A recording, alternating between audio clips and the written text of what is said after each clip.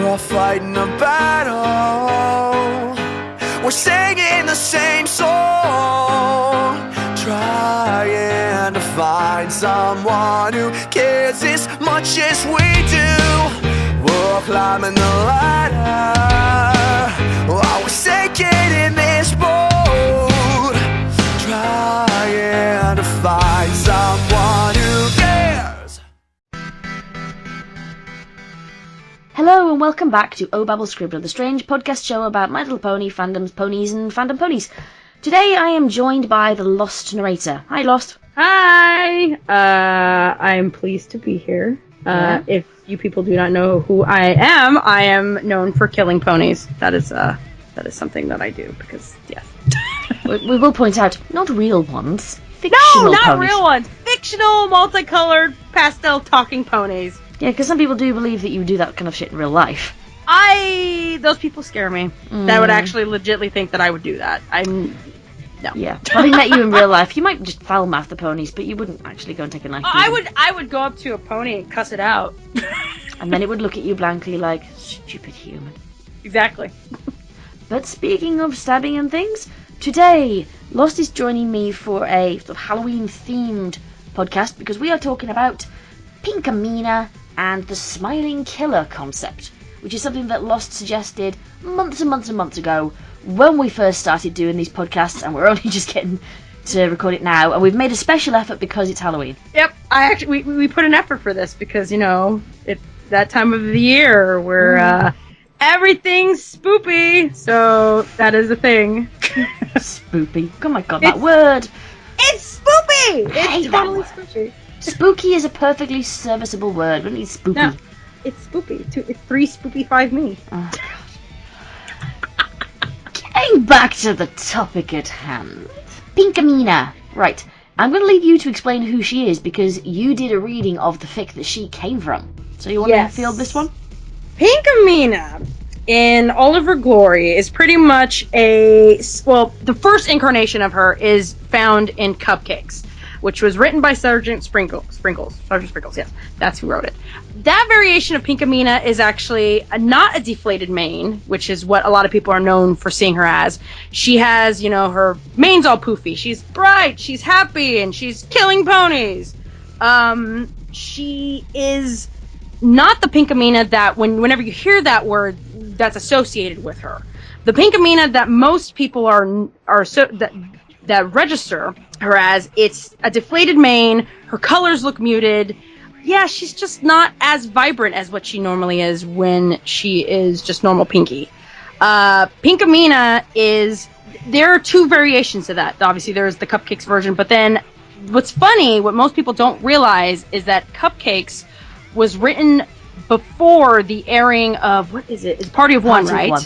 Yes. Party of One is the first actual physical representation of what Pinkamena is, and what people then from the fandom go on and freaking make all these wonderful things about a pink killing pony. But they definitely blended together the Pinkamena characterization from Cupcakes and the concept of Pinky is a pony who secretly kills other ponies with the look, and it was that one shot of the eyes going in different directions. Mm-hmm. It was that shot, and her talking to imaginary friends around the table and going slightly insane because her friends didn't like her anymore.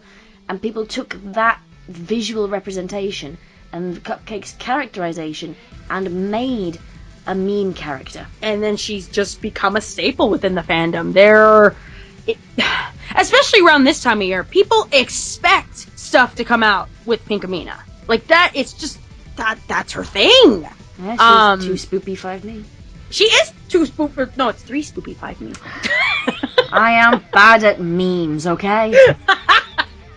But it's the truth though. People expect that. Like, because I know when I first started with the fandom, or when I even was introduced to the fandom, I got introduced to the fandom because of Cupcakes. It was Mr. Creepypasta's reading of Cupcakes that I found, and I remember thinking, what the hell is this? And then it made me want to do a reading of it, because I don't know if you guys have listened to his reading, but if any of you have listened to it, it's not that good. I mean, I love MCP. He's fucking awesome. But the VAs and the sound effects mixing, it was just not a good time. It was very... Well, this is early fandom. Yes, well, no, he's not even really part of the fandom. That's the other thing, too. It came from, the reading came from somebody who was not familiar with what fandom interpretations of things are. So it'd be like me going into, like, it'd be like me going into, like, the Zelda fandom, because I'm not really, I mean, I know of Zelda, but I'm not, like, a big Zelda fan, and doing a fanfic reading and not getting the voices right or anything like that. It's about that equivalent. So I kind of wanted to do my version of Cupcakes, and that's why, like, the VAs for that sound like the characters, and it just sounds... I think you had said at one point it sounded too real. That cognitive dissonance. Yeah, I remember saying the cognitive dissonance between the characters sounded like canon ponies, because it was Purple Rosalyn and Webcake, and they've got two of the best Rainbow Dash and Pinkie Pie voices in the fandom, then and now. And getting that close to fandom, but having that dark edge that you'd never have in an actual fandom episode, actual canon episode, it did create some kind of, like, the best way I can put it is cognitive dissonance, that my brain was not matching up the two particularly well. It's those interpretations of Pinkamena that most people are familiar with. I know that, like I said, that's what got me into the fandom. It was that introduction of Pinkie and Pinkamena that, I was like, oh, this is awesome, let's get into this. Yeah, see, I had kind of the same thing, except it wasn't a reading that got me into it, because for me, readings and things came later. It was a combination of Rainbow Factory and Cupcakes that got me into fandom, because it was the Bronydanceparty video of Rainbow Factory and Awoken, ironically, that made me sort of curious, because I'd seen the first episode of MLP back in 2010. When it first aired, I saw it on YouTube a couple of days later, and I was not impressed. I wasn't. The first episodes are not a good way of introducing people to the show. No, they're not. I know that. They're not. Because Lauren Faust, bless her heart, came up with a brilliant concept and then just hashed the introduction and went, yay, let's have a really generic introduction to a totally ungeneric show. Yep. But that's a rant for another day. So I'd seen that. I wasn't impressed. And then 2 years later, 2012, season 2 was in mid-swing, and I came across this music video. I thought, what is this? Okay, this is animated. This looks very like the thing that I watched. God, this show got dark. And I went investigating, because I wasn't sure what a fan animation was at that point. The only thing I'd seen was a Sonic animation that had taken like 3 years to do. And I went investigating, and I found fan art of Cupcakes. And I just remember it being 4 in the morning. I was due to get up at 6:15. And at 4 a.m. I was still reading up on, I think it was Know Your Meme, about Cupcakes and Pinkamena, and being fascinated by the whole concept of something so dark coming out of this fandom and being so respected, because dark fics happen in every fandom. Like I've said many times before, I've come out of a lot of different fandoms, and there have been grimdarks in all of them, but none of them have taken off the way that Cupcakes and Pinkamena did. Nope. I would like to say that Cupcakes and Pinkamena are pretty much included in the creepypasta fandom. I would include them in that, because of how well it's been received. Yes, it's not that good of a story when you really look at it, but it's the following and the way that it's been received and the way that it's interpreted amongst creepypasta in general. That it's a gateway, because I know a lot of people that are into creepypasta that would have never become bronies if it wasn't for that. It's funny how many bronies became bronies not because of the show, but because of things like Fallout Equestria and Cupcakes and Rainbow Factory. Mm-hmm. Because they're so prevalent in and out of the fandom. I mean, the image of Rainbow Dash being strapped down and Pinkamena, or just Pinkie Pie at that point, standing over her and cutting off her wings and things. That's a visceral image that, even if you just have a vague passing notion of the show, would make you stop and go, what? Yeah, like, what the hell? Like, no. Yeah. And it would make... And to be honest, I reckon probably people who were sort of anti-bronies and anti-MLP looked at that and went, the fuck? Was this made by somebody who hates MLP? And have gone in and looked. So, in its visceral, grotesque way, it has garnered interest of fans, non-fans, in fandom, out of fandom, and all sorts. And it's a very simple image when you think of it. There's so many instances throughout all media, literature, comic books, high art, film, whatever, where the image of a character being strapped down to a big board and another character standing over them it's an image that has lasted through the ages. You think back to like The Pit and the Pendulum or Frankenstein, it was in those, and this is the brony version of it. Mm-hmm. So Pinkamena, when she was in Cupcakes, like you said, you've got to get it straight that this is not the Pinkamena that has now adopted that name. She wasn't even called Pinkamena then. She was just Pinkie Pie. She was just Pinkie Pie. Pinkie Pie wearing a dress made out of cutie marks and wings and horns, because why not? Yeah, and she had the poofy hair, she talked normally. She wasn't... It was just the idea of her secretly being a serial killer and of making cupcakes out of her friends. Mm-hmm. That's the only thing that carried over into the meme of Pinkamena. And from Cupcakes, we did get the Ask Pinkamena Tumblr, which is I think what came next. And that's more where Pinkamena came from. Yes, it's that Tumblr, which was made by Little Miss J, right? Is that Who also did the Little Miss Rarity Tumblr. Yes, they're both. I believe they're also like in the same universe, to my knowledge. They are, because both of them were discontinued and cancelled and taken down. And then somebody else had saved a bunch of them. Not all of them, but had saved a bunch of the comics and re-uploaded them. And I might have gone and downloaded the entire zip folder before it disappeared. So, yeah, if anybody wants to copy that, I have them. I also have all the Ask Molestias, even though I've not read them. I just happen to have them because I was curious. But I have zip files of, like, stuff I really shouldn't have. But yeah, people can have those if they want them. Good job. However, if you're asking for Princess Molestia, I will ask your age before I give you that.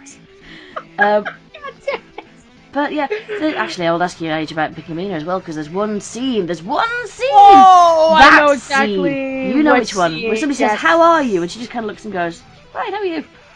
And it's what she's doing at that moment. But yeah, that particular Tumblr created Pinkamena as she is now. Yes, She's got the washed out colours, the dark bags under the eyes, the flat mane, which was taken from Party of One. The actual colorization of that Tumblr is very... Muted? There's no actual, it's just solid colors. And it's not black and white either. It's like a pale pink. It's very sketchy. Yeah. When I think of Pinkamena, when people are like, "Oh, Pinkamena," that's what I think of. I don't think of Cupcakes. I think of that Tumblr. I think of Party of One, I think of those variations. The Pinkamena Tumblr had a very, very distinctive art style. Oh, yes. Because the ponies were almost never on four legs. Nope. They were always standing on two. Lyra would be proud. Yeah. But it was... Because I like that art style. I really, really liked the way that those ponies were proportioned. They had tiny little poochy bellies. I don't know about that. Just something about ponies having little poochy bellies I liked. And because it made sense that if you are a horse, your belly is going to hang in the middle. And then when you stand up, it's going to go a bit lower. Because you see them in canon. They have little poochy bellies. So when they stand up, it should go somewhere. It shouldn't be that they are proportioned like an anthropomorphic human at that point. No, they shouldn't be.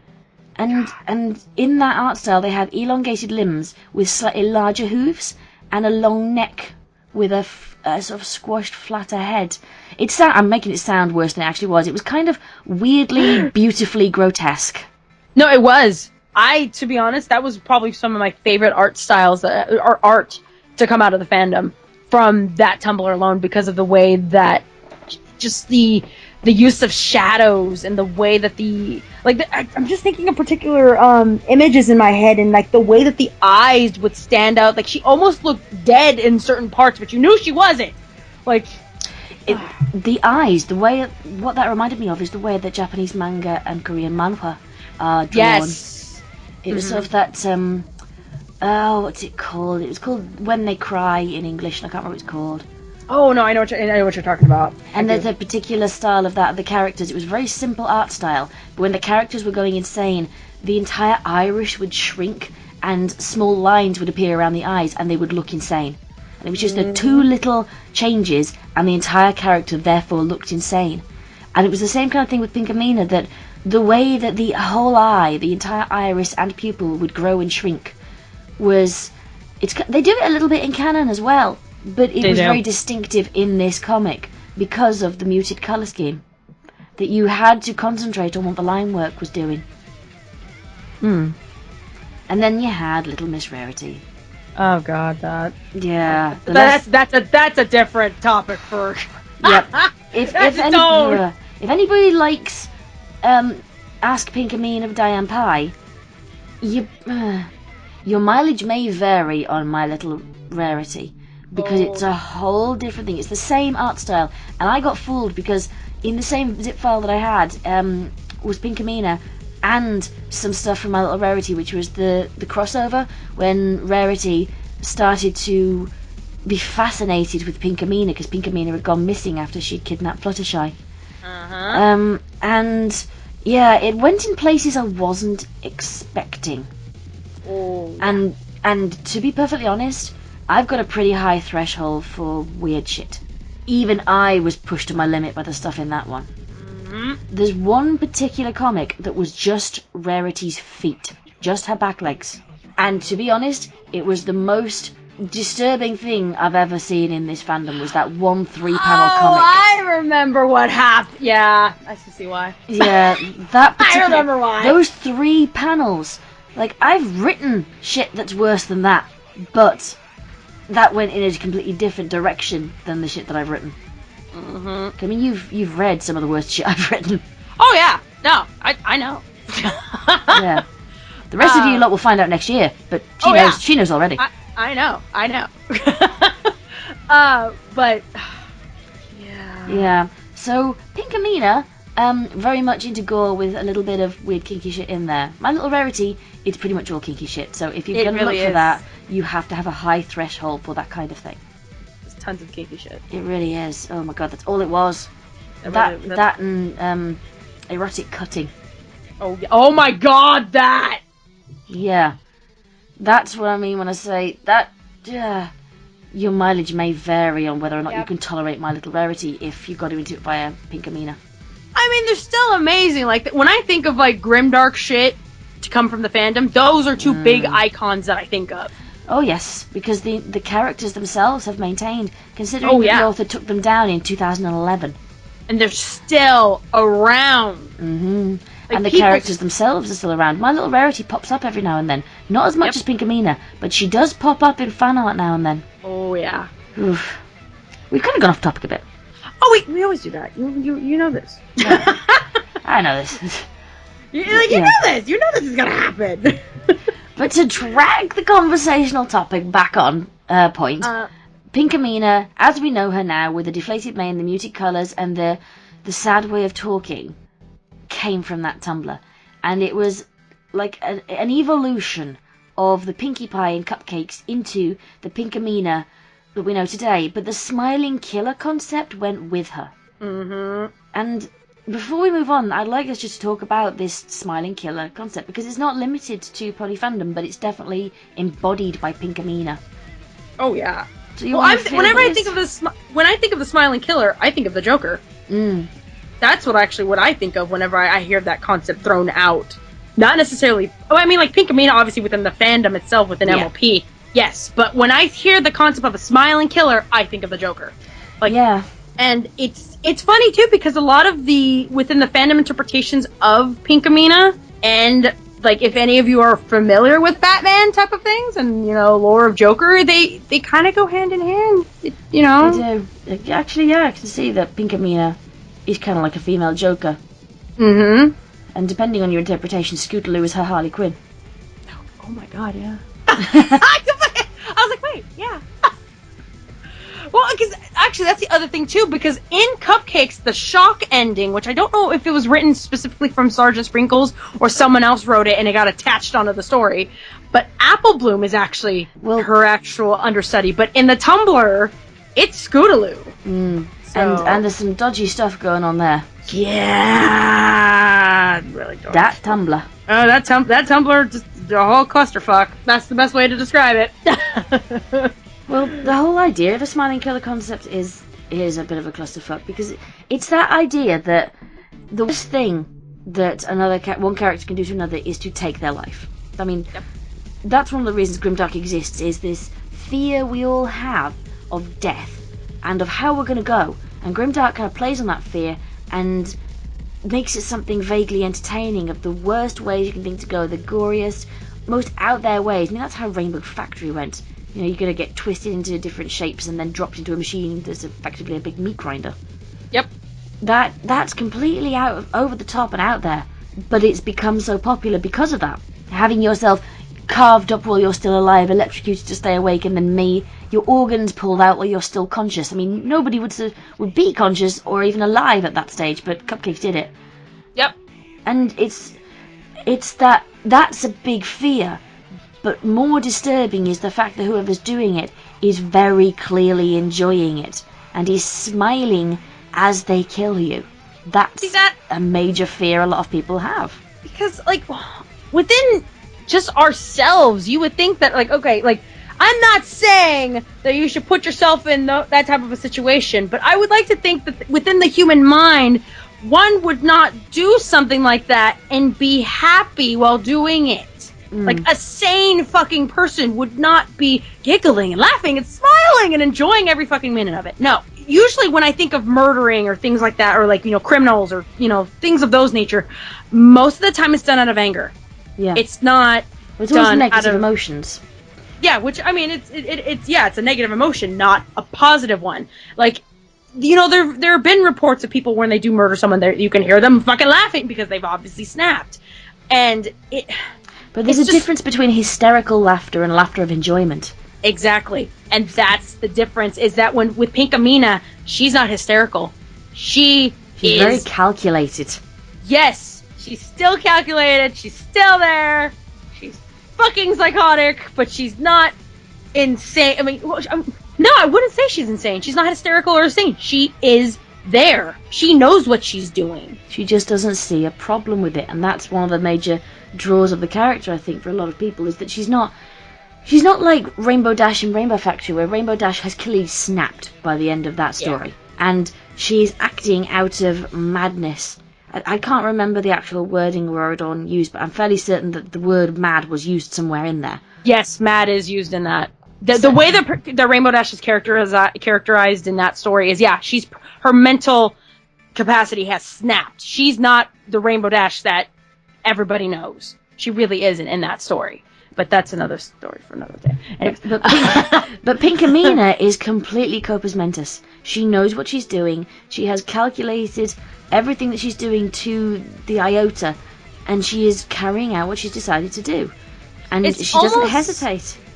It's almost like the idea within, like, sociopaths, how they lack empathy. It's that. Yeah, she gets annoyed with Rainbow Dash when Rainbow Dash passes out. She gets annoyed! She brings her back via electric shock and gets pissy with her. Saying, like, do you think I want to do this? Your number came up and I have to follow the system. And you're thinking, what the fuck? And she's getting annoyed with Rainbow Dash for being frightened of going to die in a horrible manner. So that's one of the disturbing things but the fascinating things about this character is that there are still those shades of canon in her. She's still happy. She's still absolutely happy-go-lucky. But she's also doing things that the canon Pinky would never do. Whereas, like, the biggest comparison is Rainbow Factory, because they're the two big grimdarks. And besides which, I haven't read Fallout Equestria, which is the other biggie. But as far as one-shots and short fics go, Rainbow Factory is the other one. And the difference between Rainbow Factory Dash and Cupcakes Pinky is quite startling, because Rainbow Factory Dash can be written off, whereas Pinkamena can't. She has to be explained. And we never really get that explanation, unless you look at fandom, where they're branching out stories of why she is the way she is, which is a good segue into the other topics that we need to bring up. Because one of the things that we actually made a list of this beforehand. We've written down all the different things we wanted to talk about, because we know we're not going to cover everything. And by all means, in the comments, we'd love to hear, like, other things that Pinkamena has appeared in, and other ways that people have explained away her behaviour in the way that she is.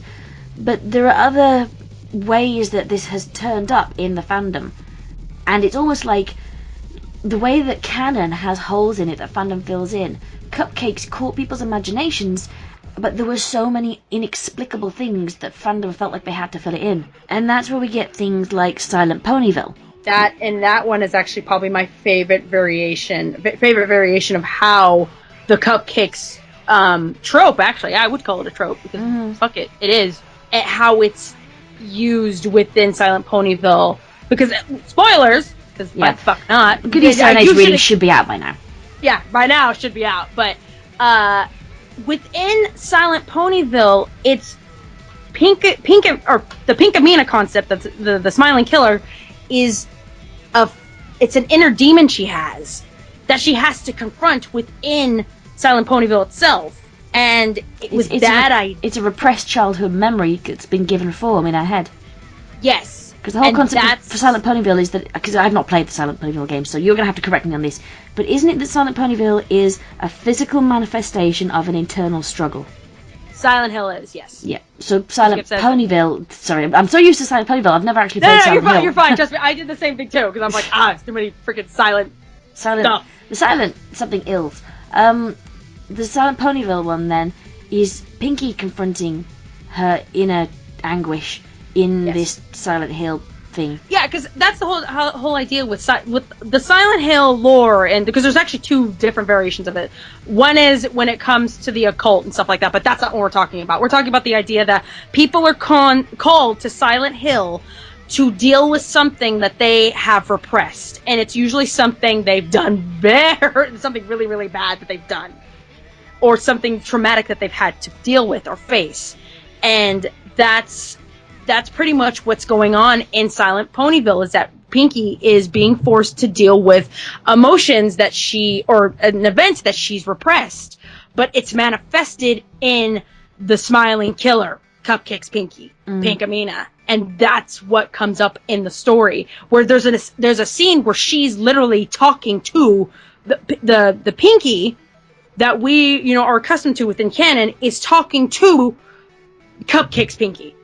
And what's funny too is that within the canon Pinky, the Pinky that that is struggling throughout the whole story, she has the deflated mane. She's more of like the representation of a canon Pinkamena in that sense. It's interesting because that story was written in between seasons 1 and 2, before Cupcakes and Pinkamena had really taken off. Because it's weird to think back to the early days of fandom before you or I were into it. It's weird to think back to when these things were still forming, when they were still formless in a lot of ways. The characterization of a lot of the characters was still very nebulous, not at all like we would expect now. I mean, I talked about this with Keyframe when we were talking about Octavia and Vinyl Scratch, and how in the early days of the fandom, their personalities were not solid enough for people to disagree with any way you characterized them. The same kind of thing with Pinkamena and Cupcakes Pinky. That they weren't solid enough in people's minds. They haven't been meanified at that point. So having deflated mane Pinky be Canon Pinky and puffy mane Pinky be Cupcakes Pinky was perfectly acceptable in that fic. But if that fic had come out today, people would have disagreed.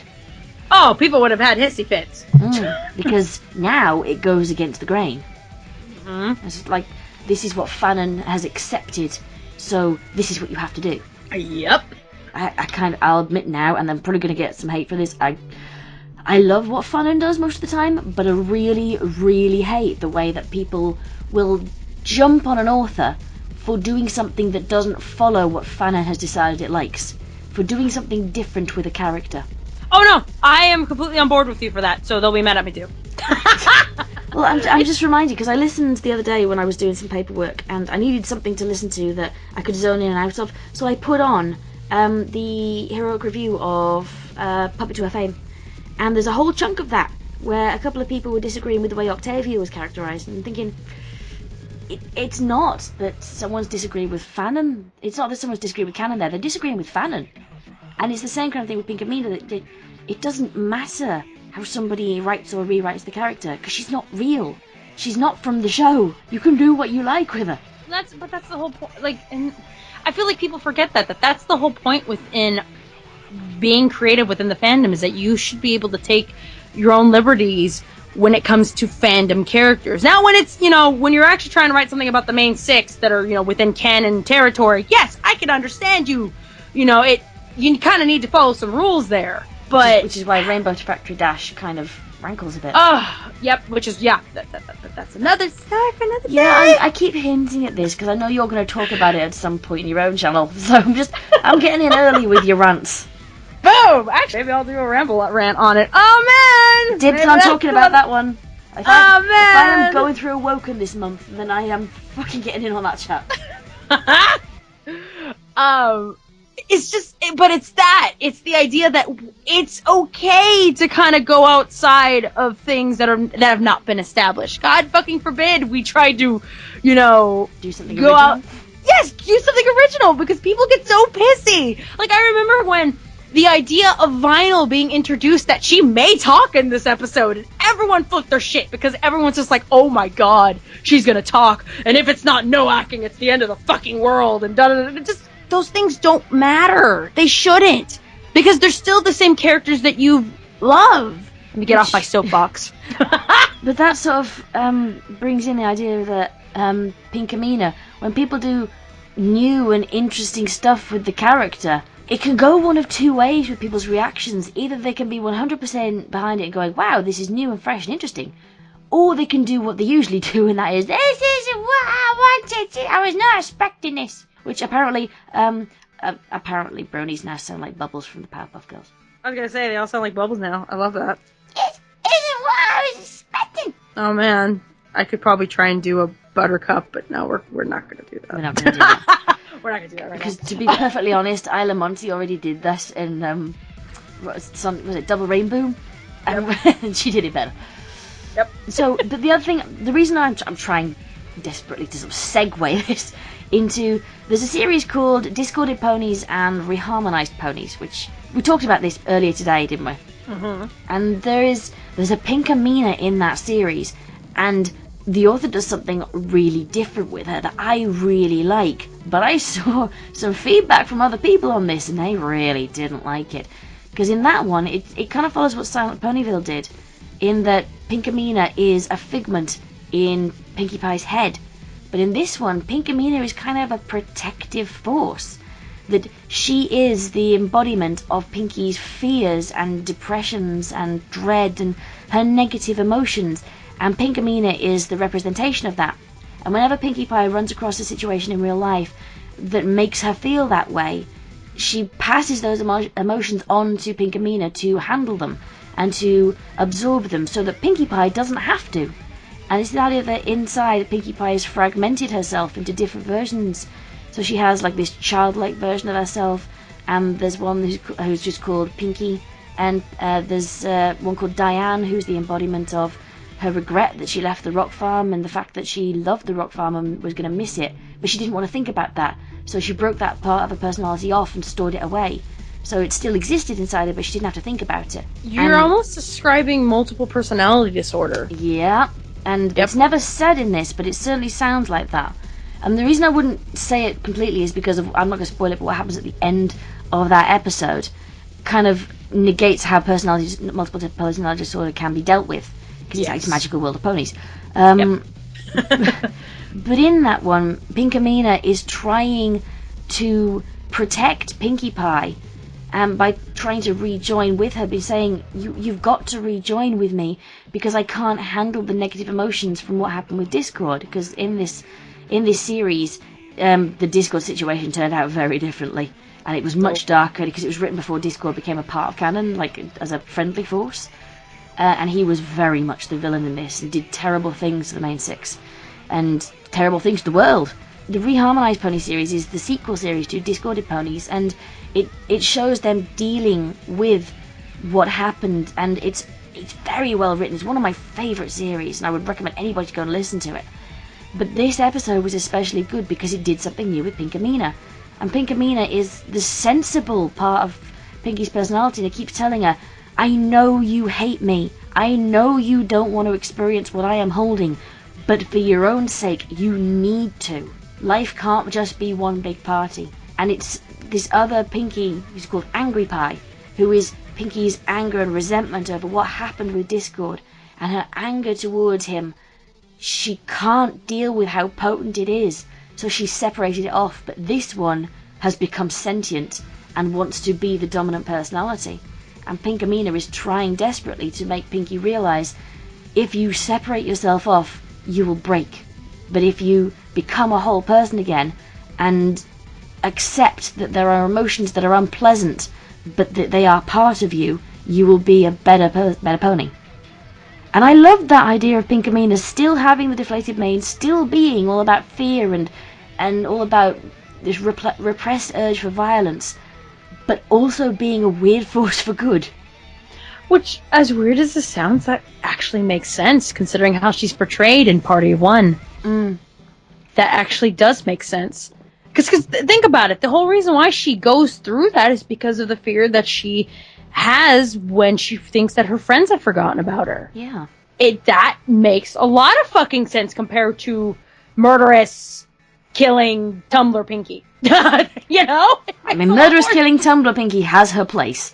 But sometimes it's nice to see something interesting and new. Because murderous killing Tumblr Pinky has existed since 2011. And we're in 2015 now. It sounds a lot more logical as to that would be the interpretation. I mean, and I do understand why Cupcakes Pinky and Smiling Killer Pinky is much more widely accepted because gore sells. But that idea though is actually that's I like that.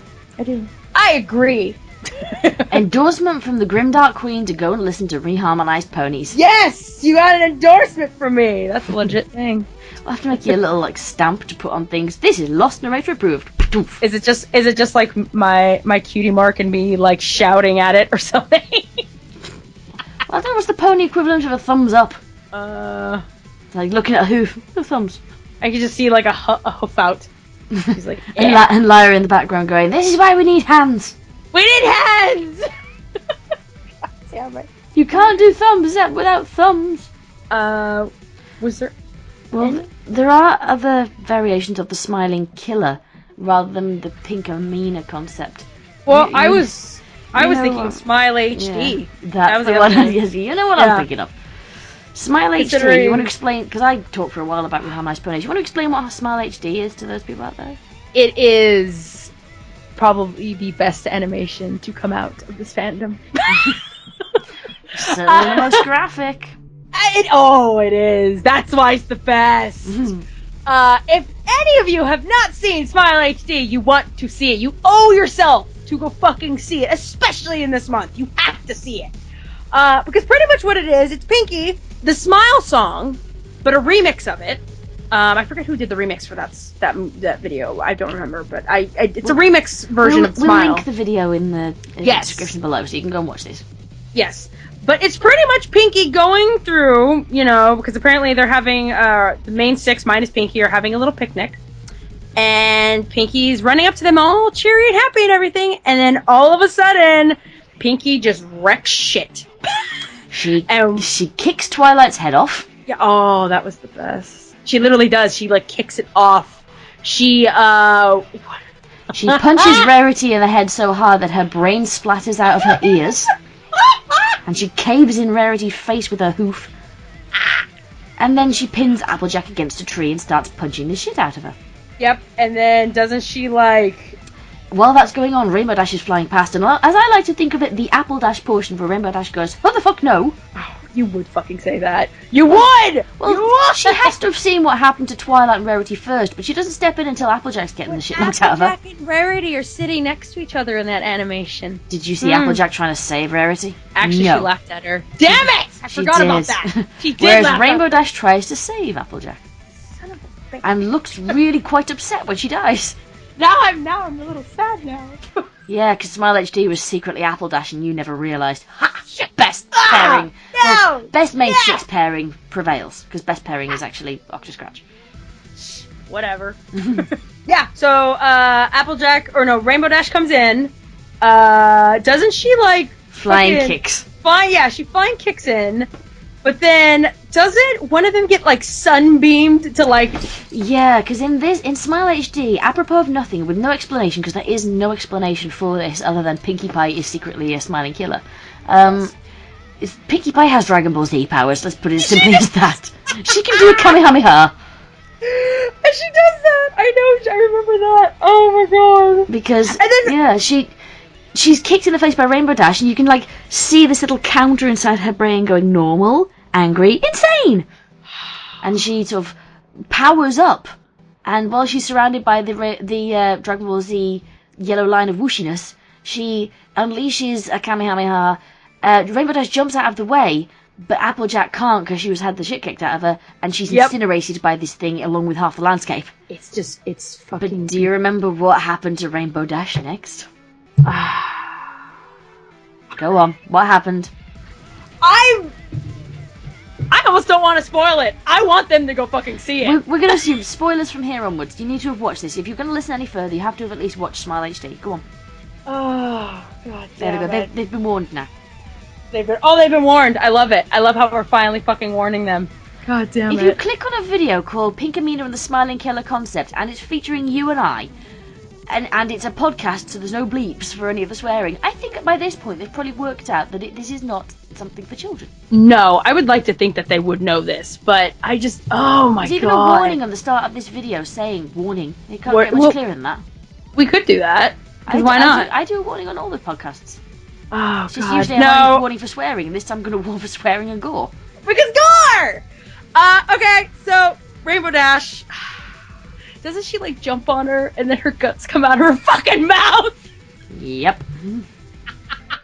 Like, all of her guts just come out in, like, one jump on her stomach, and I'm just like... And we're not just talking regular guts, we're talking intestines have come up. Intestines and everything!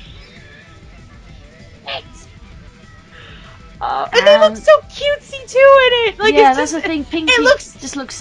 It's show quality animation. It's so many frames per second. This thing. Oh god. Oh, we haven't even gotten to Flutters yet because Flutters comes up at that point.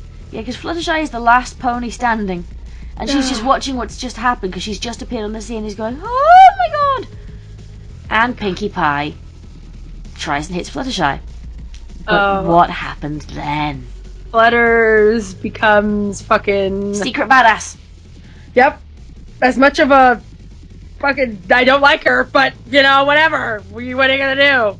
But... The secret badass concept is one that I do like. The fact that the quite annoying character can secretly be a badass.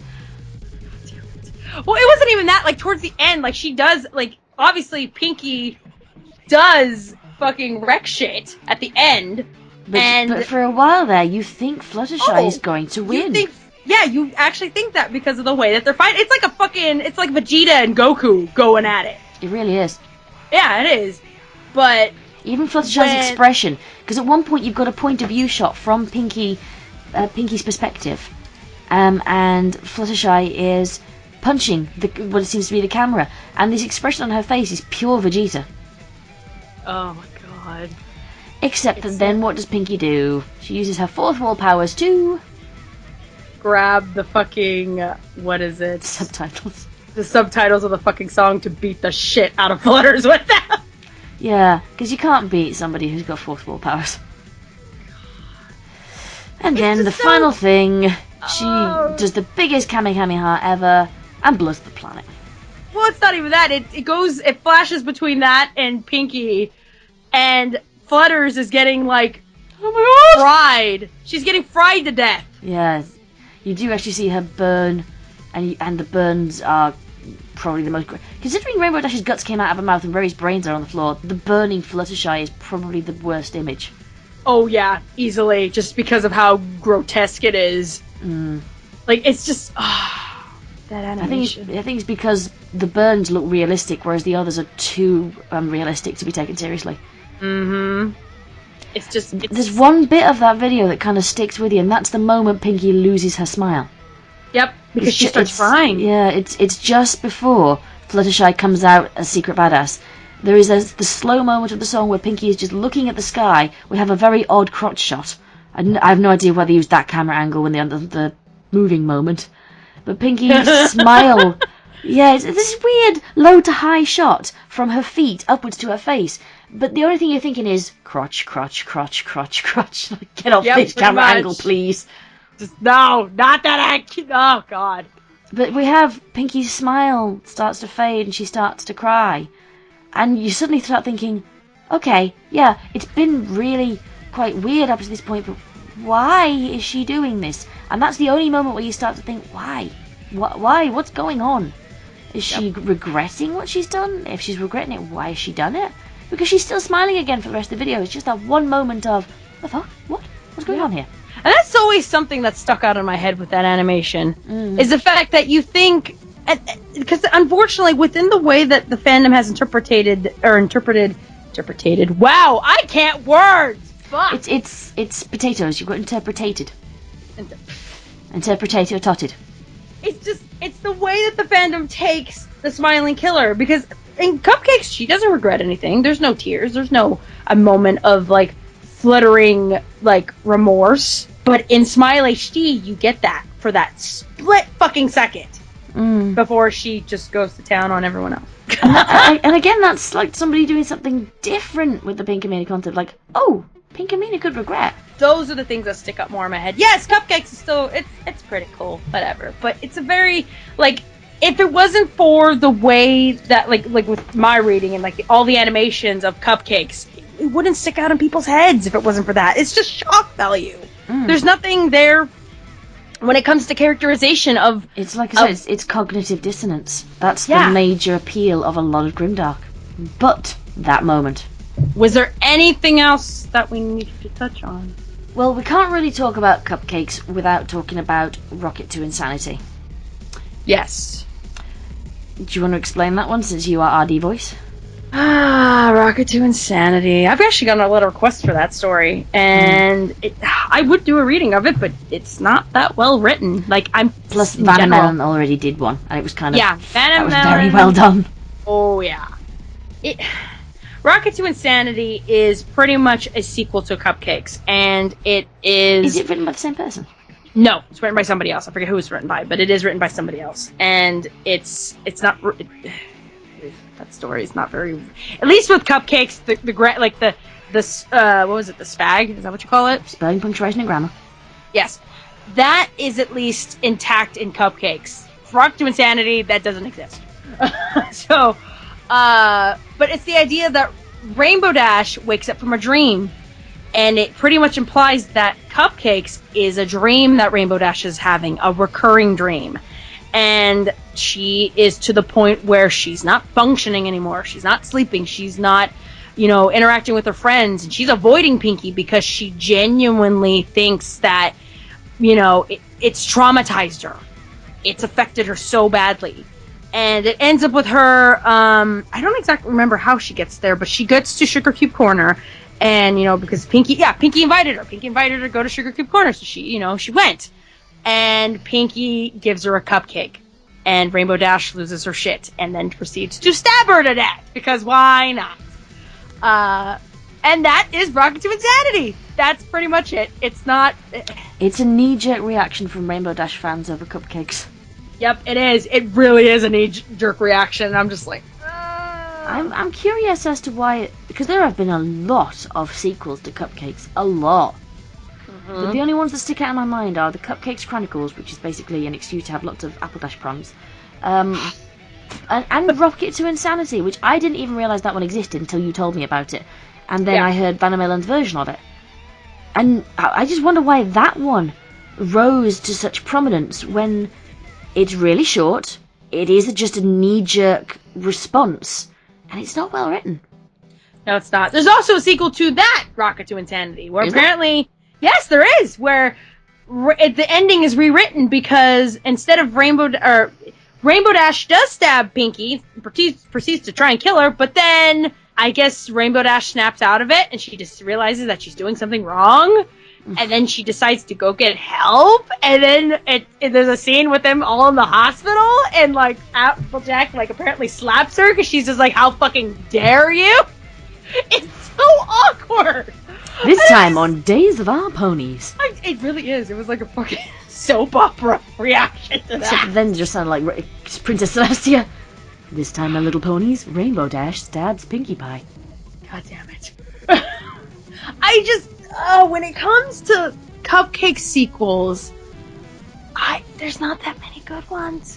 No. Except for the Cupcake Chronicles, but that one's so long! And it's good, but really it's long! There's a reading of it. It was one of the very first Cupcakes readings I ever heard of. And I must admit, I've not heard or read Cupcakes Chronicles because the opening scene bugged me.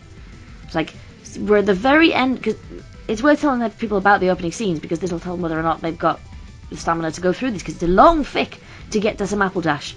And, it opens with Applejack runs into the basement because Rainbow Dash is late for a dinner date, throws herself at Pinky, knocks her across the room, and Pinky randomly breaks her neck on a table. Yep. And that's how it starts. It's Applejack bursts in right when Pinky is going to start cutting her up and to take out her organs. Yeah, because her wings are gone at this point. Yeah, her wings are gone at this point. And Applejack comes in. Yeah, because she was late to a little thing that they were going to have. And they're not a couple yet. They're not even a couple. She was just going to go have dinner with her, with the family. Why the hell not? And Applejack bursts in and bucks her, and she gets launched across the room, and she breaks her neck. And that's how Pinky dies. It is so fucking anticlimactic. Mm-hmm. How it starts. And I'm just like... And that's one of the reasons I couldn't get into it, is that it's bizarre.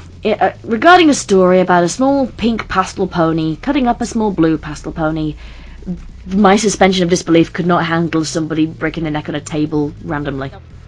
That was where my suspension of disbelief drew the line, not the fact that it was happening in the first place. I've actually listened to the whole reading of it. Hero541, I believe, he did a full reading of the Cupcake Chronicles. Link in the description. Yeah, link in the description. I've listened to the whole reading, actually, and it's actually, if you can get past that, it's not so bad. Because it does... From the Rarity fan about an apple. Yeah, that's coming, exactly, that's coming to me. It's because the way that they describe... It gives some explanation as to why Pinky is doing that. It does actually give context for that, and then obviously there's the Apple Dash part, and then it also goes into the idea of Rainbow Dash struggling with the fact that she's alive now without her wings. It's that, and that's actually one of the biggest things that was a selling point for me. It wasn't even the rest of it. It was the idea of, it is the idea of Rainbow Dash. What if she had the fact that her best friend tried to kill her? Yes, her best friend tried to kill her, and she doesn't have her wings anymore. The thing that defines her, and it's that, and that's its biggest selling point. It's not even the fact of how we finally figure out why the fuck Pinky is insane. It's it's that. Yeah, and that would probably be my biggest reason why I would recommend people to listen to it. It's that idea of how it's approached. Because let's be honest here, like, how would Rainbow Dash react if her wings were not there because of the fact that she had survived Cupcakes? Because why the fuck not? Well, if we've got Silent Ponyville dealing with Pinky surviving Cupcakes in her own head, why not have Rainbow Dash surviving Cupcakes and having a traumatic story afterwards? Exactly, and that's actually, and that's what the Cupcake Chronicles do. So it's less of a knee-jerk reaction like Rocket to Insanity and more of a studied character piece then. Way more of a studied character piece. Granted, it does get cloppy in certain parts. There is a clop chapter. There is a warning for that. There is a clop chapter. You can skip it because it's not really crucial. So it's a gratuitous trot. Oh, yeah, totally. Trot says something completely different, and if they were in the fic, it would be in a whole different territory. The clop chapter that you can skip. There may be a trot chapter you can skip. Well, it's like there's a clop now you got me doing it. There's a clop chapter in the Fallout Equestria that you can skip too. There's one in University Days you can skip. Yeah, it's just like here's the the gratuitous. We'll put the clop in one chapter. There we go, cloppy boys. You can have those. The rest of you move on. Yep, pretty much. It's like the deleted boys, scene. cloppy girls as well. It's like the deleted scene from like a movie. It's like, it's like right when it was gonna get good, the scene cuts away. No, in the deleted scenes, we'll add it in. Hand to a fireplace. Just for shits and giggles. Oh shit! Was that it? Well, the only thing I've got left on my list is the Inkpots animation, and the Inkpots animation again does something very different with Pinkamena as a character, because Inkpots have been doing animatics for a couple of years now based on musicals, and they did 3 based on the Jekyll and Hyde musical, except they made it Dr. Pinky and Pinkamena Hyde. Mm-hmm. Dr. Pie, was it Dr. Pie and Pinkamena Hyde? Yeah. And in that one, Pinkamena is basically Edward Hyde from Jekyll and Hyde. She goes out into Victorian Equestria and murders ponies simply with wanting to murder them, and is an alternative personality of Pinkie Pie, having drunk this potion. And there's an animatic called Confrontation, which a lot of people have seen or done a Luna version of, or done a Doctor Who's version of. Or they've even covered it, because I know there's been several covers of that. I know, I got asked to do one. I've still got to send that person my lines. Rewind! Oh yeah, I got asked to sing that one, and I don't get asked to sing things, which is why it's taken me a long time to do this, because, you know, the first thing I was thinking is going to be fucking confrontation, which I fucking agreed to, and I don't renege. When I agree to do stuff, I don't go back on it. But it means that when I've agreed, are you singing it as Pinky, or are you singing it as Luna? Luna. My voice can't handle singing as Pinky. I was gonna say, because I'm like, the only one that I know of, like a legit Pinky cover of that is Magpie Pony's one. Mm-hmm. And she did it to the original animatic. Yeah, she did it to the original one. There is a Luna one that somebody has done, and it got turned into an SFM animation, but the singer has been like auto-tuned a lot. Oh yeah. Which, to be honest, considering I've heard my version, I need auto-tuning. Auto-tune away, person who I'm sending this to. It's okay. At least you can sing, because I can't do it for shit. Unless it's about titties. Yes, unless it's about titties. That's the only thing I can sing about. Damn it. But going backwards slightly to Pinkamena in this one, she is a proper alternative personality who is all the... Because the thing is, in Jekyll and Hyde... Whoops, I'm going to knock my microphone over there. In Jekyll and Hyde, Hyde was meant to be all the repressed emotions of Victorian England. And it was basically a treatise against scientists playing God in a time where religion was quite prominent in England. And, well, Britain, but England definitely. It's a snapshot of an age in history. You put that into Pinkamena, it can't be the repressed things about Equestria, because we're talking modern world with a few bits extra. So there's not that much repression going on outside of, you know, cannons or sweetness and light with a few things trying to kill you. And therefore she has to just be an alternative personality who likes fucking killing things. And that's it. That said, that music video, it's become a big deal. It is fucking amazing. All Inkpot stuff is amazing. I'm so looking forward to the next one they do from Canto Monte Cristo. And Suki's even just gasped at this. What are you dreaming of? I was gonna say, is she dreaming? Yes. This is her dream noises when she's chasing rabbits or something. So she stopped now. But yeah, she gasped at the right moment there. But this Pinkamena thing, that video typifies what a lot of the fandom likes about Pinkamena. That she's this alternate version of Pinky who likes wrecking shit for the sake of wrecking shit. To be honest, that idea links more to like how the smiling killer concept when it comes to the Joker. Like I can see those correlations again. And there have been other smiling hit killers in history. I mean, Edward Hyde has been there since the 1800s. Mm-hmm. It's not going away anytime soon. Nope. Pinkamena is the Brony fandom's answer to a trope that has existed for several hundred years. Oh, and yes. There will be others to come. I'm excited to see the others. Yeah, well, fandom's still in full swing. I was kind of worried fandom would die as the show got older, but fandom still is in full swing and the standards have all raised. So I'm interested to see where Pinkamena goes next. Oh, yes. Because she's been around since 2011. She's not going anywhere anytime soon. Hell no. And I think that's pretty a good note to end it on. Mm-hmm.